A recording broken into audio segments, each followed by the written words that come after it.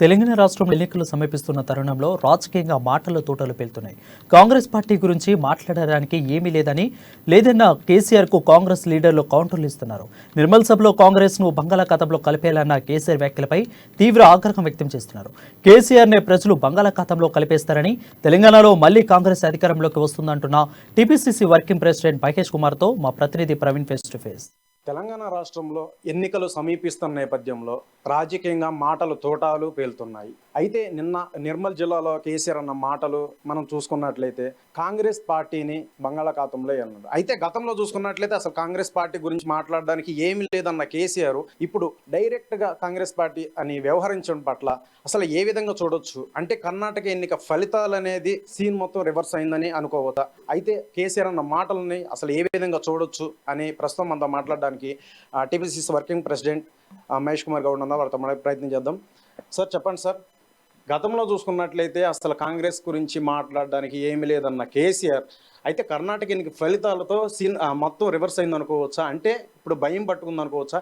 ఈ విధంగా మాట్లాడడం అంటే నిన్న నిర్మల్ జిల్లాలో జరిగిన బీఆర్ఎస్ సభలో కాంగ్రెస్ పార్టీని బంగాళాఖాతంలో వేయాలని, అంటే కాంగ్రెస్ పార్టీ ధరణిని బంగాళాఖాతంలో వేయాలని కౌంటర్గా అన్నారు. అది ఏ విధంగా చూడవచ్చు అసలు?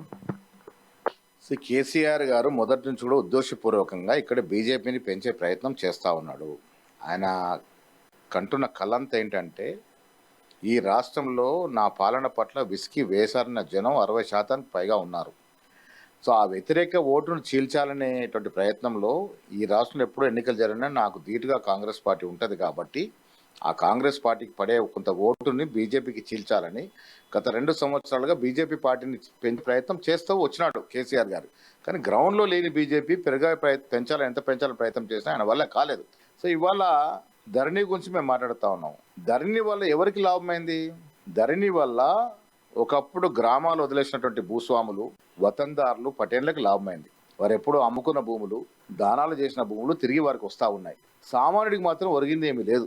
ఇలా సామాన్యుడు గ్రామాలలో ఎంఆర్ఓల చుట్టూ, ఆర్డీఓల చుట్టూ, కలెక్టర్ల చుట్టూ, ఎమ్మెల్యేల కాళ్ళ వేళ్ళ పడుతూ తిరుగుతున్న సందర్భం. ఒకరి భూమి ఒకరి పేరు మీద పోతా ఉంది. ఉన్న ఎకరము 2 ఎకరం ఉంటే అలా 1/2 ఎకరం మాయమవుతా ఉంది. రకరకాల బాధలు ధరణి వల్ల పడతా ఉన్నాం. కాంగ్రెస్ పార్టీ ఏం చెప్తా ఉంది?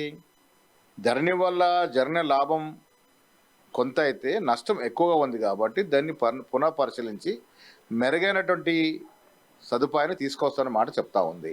దానికి బంగాళాఖాతంలో పడే దశలో నువ్వు ఉన్నావు. ఇలా బంగాళాఖాతానికి చేరువలో టీఆర్ఎస్ పార్టీ ఉంది. ఈ రాష్ట్రంలో ఎప్పుడు ఎన్నికలు జరిగినా టీఆర్ఎస్ ఇలా బీఆర్ఎస్, తెలంగాణ పేరును తీసేసినట్టు బీఆర్ఎస్ పార్టీ బంగాళాఖాతంలో కొట్టుకపోవడం ఖాయం. దాంట్లో ఏం అనుమానం లేదు. కర్ణాటక ఎన్నికల రిజల్ట్స్ చూసిన తర్వాత ఈ రాష్ట్ర ప్రజలు కాంగ్రెస్ వైపు చూస్తూ ఉన్నారు. కర్ణాటకలో అవినీతి పాలన అందించి ప్రజల సొత్తును దోచుకున్న బీజేపీ పార్టీకి ఏ విధమైన గుణపాఠం చెప్పినారో అదే రకమైన గుణపాఠం ఇక్కడ అక్కడికి మించి దోచుకున్న టీఆర్ఎస్ ప్రభుత్వానికి, టీఆర్ఎస్ నాయకులు చెప్తారు. చాలామంది టీఆర్ఎస్ మంత్రులకు డిపాజిట్లు పోతాయి. కాంగ్రెస్ పార్టీ సంపూర్ణ మెజార్టీతో అధికారంలోకి వస్తుంది. సార్, కాంగ్రెస్ పార్టీలో చూసుకున్నట్లయితే, కాంగ్రెస్ ప్రభుత్వం పాలనలో చూసుకున్నట్లయితే ప్రతి రంగంలో కూడా అవినీతి జరిగింది. మెయిన్గా మీరు ఇప్పుడు ధరణి గురించి మాట్లాడుతున్నారు. సో ఈ ధరణి అంటే ఈ రెవెన్యూ శాఖలో అతిపెద్ద కుంభకోణం జరిగిన ఉన్నాయి. అలాగే రైతులు ఎన్నో ఇబ్బందులు పడ్డారు, ఎన్నో ఆత్మహత్యలు చేసుకున్నారు. అలాగే కరెంటు కోతలు అనేది నిత్యం ఉండేవి. సో ఇటువంటి వారిని మళ్ళీ రావాలి అని అనుకుంటున్నారని చెప్పేసి కేసీఆర్ అన్నారు.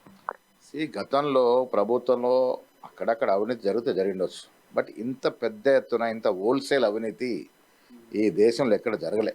కేసీఆర్ అధికారంలోకి వచ్చిన తర్వాత అత్యంత తక్కువ సమయంలో అత్యంత సంపన్నుడిగా ఎదిగినటువంటి కుటుంబం ఏదైతే ఉంది ఈ దేశంలో అంటే కేసీఆర్ కుటుంబం.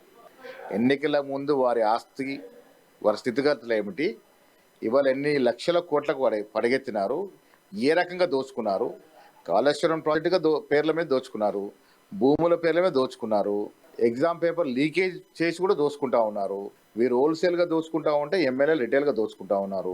వీళ్ళ ఎమ్మెల్యేలు దాదాపు నాకు తెలిసి 60% పైగా ఎమ్మెల్యే భూబకాసురులు, బీదోడు భూమి కనబడజాలు కబ్జా చేస్తూ ఉన్నారు. ఈ దోపిడీ కాదు, ఇది ఒక రకమైన లూటీ జరుగుతుంది రాష్ట్రంలో. వారు మా అవినీతి గురించి మాట్లాడతారు. కాంగ్రెస్ పార్టీ ఏం చెప్తా ఉంది? ఇలా మీరు తీసుకొచ్చిన స్కీమ్స్లో అవకతవకలు, లోటుపాటు ఉంటే సరి చేస్తామని చెప్తా ఉన్నాము. మీరు వాళ్ళ రైతులకి గిట్టుబాటు ధర సరిగా ఇవ్వలేకపోతా ఉన్నారు. ఎస్సీలకి ఇవ్వడానికి భూమి ఉండదు, కానీ మీ ఆఫీస్ కట్టుకోవడానికి 10 ఎకరాలు 20 ఎకరాలు కేటాయించుకున్నటువంటి అవకాశం ఉంటుంది. ఇవాళ ఎస్సీలకు డబుల్ బెడ్రూమ్లు ఇవ్వాలని పరిస్థితిలో మీరు ప్రతి జిల్లాలో ఎమ్మెల్యేలకు ఇల్లు కడతారు, ప్రతి జిల్లాలో బీఆర్ఎస్ పార్టీకి ఆఫీసులు ఉంటాయి. అంటే గల్లీ నుంచి ఢిల్లీ దాకా మీరు ఆఫీసులు కట్టుకోవచ్చు, మీరు పెద్ద పెద్ద ప్రగతి భవన్లు కట్టుకోవచ్చు, కానీ బీదోడికి మాత్రం డబుల్ బెడ్రూమ్లు ఇచ్చే పరిస్థితులు మీరు లేరు. సో ఏ రకమైన దోపిడీ రాష్ట్రంలో జరుగుతుంది అందరికీ తెలుసు. ఎప్పుడు ఎన్నికలు జరిగినా టీఆర్ఎస్ పార్టీ ఇంటికి పోవడం ఖాయం, ఆ పార్టీ బంగాళాఖాతంలో కలవడం ఖాయం. సార్, ఇప్పుడు కేటీఆర్ అన్న మాటలను చూసుకున్నట్లయితే అయితే తెలంగాణ రాష్ట్రం ఆవిర్భావం ముందు ఎంతో వెనకబడింది. అయితే కేసీఆర్ యొక్క పాలనలో సంక్షేమ పదంలో అభివృద్ధి సాగుతూ దేశానికే ఒక ఆదర్శప్రాయంగా ఒక ముందుకి ఉంది అని చెప్పేసి ఒక వెన్నెముకలా ఉందంటూ భావిస్తున్నారు. అంటే ఆ మాటలు ఏ విధంగా చూడవచ్చు? రోజులు గడిచిన కొద్దీ 2014లో మన బడ్జెట్ ఎంత, ఇవాళ మన బడ్జెట్ ఎంత? ఇలా సంక్షేమ పథకాలు చేస్తా ఉన్నాం చెప్పుకున్నారు కదా. 2014లో మన అప్పు ఎంత, ఇవాళ మన అప్పు ఎంత? 65 ఏళ్ల కాంగ్రెస్ టీడీపీ పాలనలో మన అప్పు 65,000 కోట్లు. ఇవాళ 9 సంవత్సరాల్లో మీరు 6 లక్షల కోట్లు అప్పు చేశారు. ఎవరు తీరుస్తారు ఈ అప్పు? మీ జేబు నుంచి ఏమైనా ఇస్తారా? ప్రజలే కట్టుకోవాలి కదా. మరి అప్పు చేస్తాను, సంక్షేమం చేస్తా ఉన్నారు, అది కూడా సరిపడా చేయట్లేదు. ఏదో దేశంలో గొప్ప అని చెప్పుకుంటా ఉన్నారు. మరి ఛత్తీస్గఢ్ ప్రభుత్వం 2,500కు క్వింటల్ ధాన్యాన్ని కొంటా ఉంది, మీరు 1950 కొనే పరిస్థితి లేరు, అది కూడా సరిగ్గా కొనే పరిస్థితి లేరు. ఇలా ఎస్సీల పరిస్థితి ఏంది, ఎస్టీల పరిస్థితి ఏంది, వెనకబడ్డ తరగతి వారి పరిస్థితి ఏంటి? ఎప్పుడన్నా ఆలోచించారా? మీ ఇల్లు చక్కబడ్డది, మీ కుటుంబాలు బంగారమేమైనాయి, మీ ఎమ్మెల్యేలు ఎంపీలు బంగారమేమయ్యారు, కానీ సామాన్యుడు కొరిగింది ఏం లేదు ఈ రాష్ట్రంలో. అందుకే ప్రజలు మిమ్మల్ని బంగాళాఖాతంలో వేయాలనుకుంటా ఉన్నారు. డెఫినెట్గా వేసి తీరుతారు.